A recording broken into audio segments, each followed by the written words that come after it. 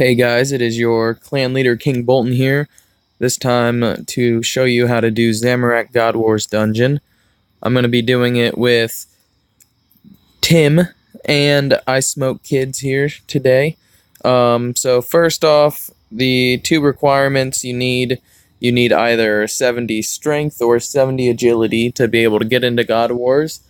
And then you also need 70 HP to fight Zamorak.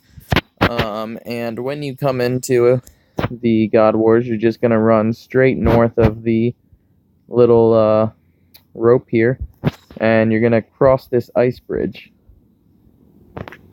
Maybe. There we go.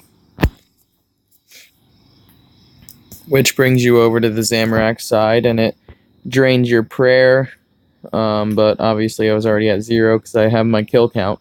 But when you get over here, what you're going to want to do is kill these 4 imps that spawn. They spawn one here, one over on this side, and then they also spawn 2 more over here. Obviously someone's killing them right now, but there's that one spawn, and then there's also 2 that spawn right over here. And basically just keep going around in circles and keep killing them at their spawns until you get 40, and that's going to be your quickest, easiest way. And once you have 40 kill count, you're just going to run up, and this is the door where the boss is. Obviously there's the boss there, and it's 3 minions. I'll get into the fight in a little bit, but right now I'm going to talk about my inventory and gear setup, which I'm going to be ranging them.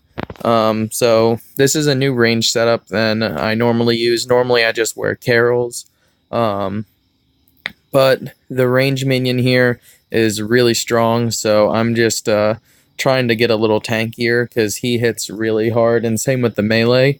So I'm gonna try this gear setup and see if it works any better and see if I take less damage here. But for meleeing, as long as you're not tanking, you can wear your best melee armor, and arc light is your best weapon choice, which is the sword you make with the ancient shards from Catacombs of Corinth. If you don't have that already, I would highly recommend it before you try to fight this boss, because it has pretty high defense, and that gives either plus 10 or plus 15%, I believe, accuracy and possibly power against demons, so you definitely want to get that in. If you're tanking, which most of you guys who are going to be joining in with me and Tim coming probably aren't going to be tanking because Tim's got the better stats and gear for now, but eventually you guys will. So when tanking, if you're doing melee, you're going to want carols, because the boss's special attack is a magic attack.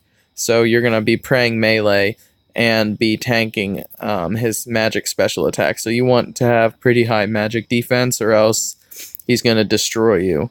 And another thing that makes this boss complicated when you're tanking is you need to keep your prayer points low, because his special attack will do more damage based off of how high your prayer points are. So I recommend keeping your prayer like as close to 30-35 as you can. Otherwise, you can get hit for probably at least 50-60 if you have high prayer, because normally it's still usually 30s or 40s.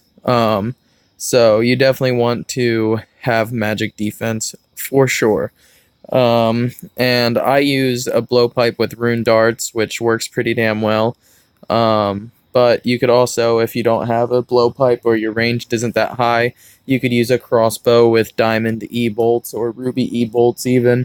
But other than that, I'm just waiting for my other 2 people to get kill count here, and then we'll show the boss, and I'll show you guys how the fight's actually going to go. But I recommend bringing at least, you could bring more Saradomin brews. It depends. I don't prefer them because every time you do that, you have to re-range pot up.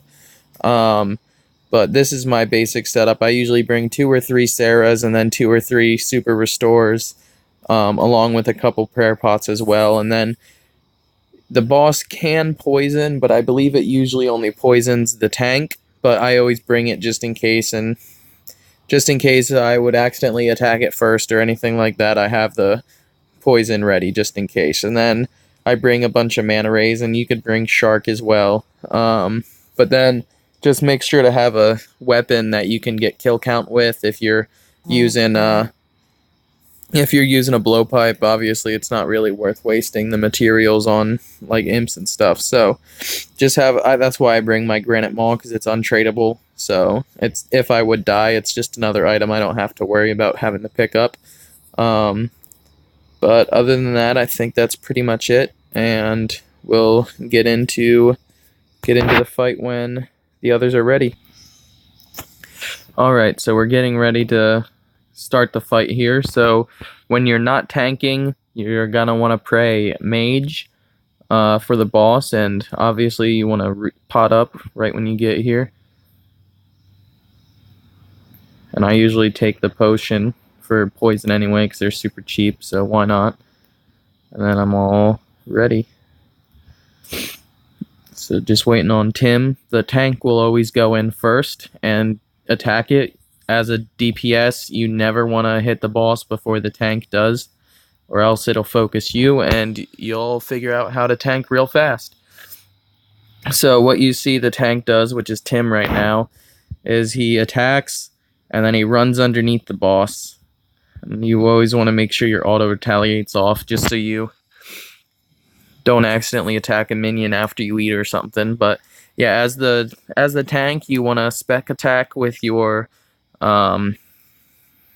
if you have the arc light, spec attack with the arc light. Oh, yep, I'm getting attacked now, I think. Yep, I am. So I'm gonna switch to melee here, which is fine. I mean, it's hard to do it on mobile, but that's about all tanking is. Obviously, I didn't run very much, but once these minions come, I'm getting hit by the magic and the melee, so they should be focusing the mage or the melee guy, since yep, there we go. They're attacking the right one now. So you want to just, whoever's being ganged up, you want to hit. And what did I get for drop? Oh, nothing good. Just so they take the less damage, obviously. But yeah, so normally that doesn't happen. But every once in a while, if the tank misses like an attack on him, if he goes a while without being able to hit the tank, like you stand underneath him too long, then he'll attack someone else, which that's what happened there. But it's all good. We survived. But so once the boss is dead, you're gonna want to stand over in this corner here. Because the boss spawns over where Tim's standing. So if you're over in that corner over there, or any of the other corners, you're closer to the boss and you have a better chance of getting hit. But as you saw, that kill, even with that mess up, it went pretty smooth. As the DPSs, it's not a bad boss at all. As the tank, it's pretty annoying just because of all the different factors that go in with the poison, the special attack, keeping your prayer low, and everything like that. But Tim's hit the boss, so we're good to attack it again. And pretty much the only way we get damaged as DPS is when we're getting hit by the minions. We don't ever, because like I said, the boss's special attack is magic, so we pray mage, so we don't even have to worry about it. You just sit back and attack and eat if you need to when the minions are hitting you. But this gear setup that I have now is working pretty well. I haven't gotten hit nearly as hard. Last time we were doing this, I was getting murdered. But yeah, so as a DPS, you guys don't really have to do much other than attack, and most of our food just gets traded to the tank. And so I'm getting hit by the melee and mage again.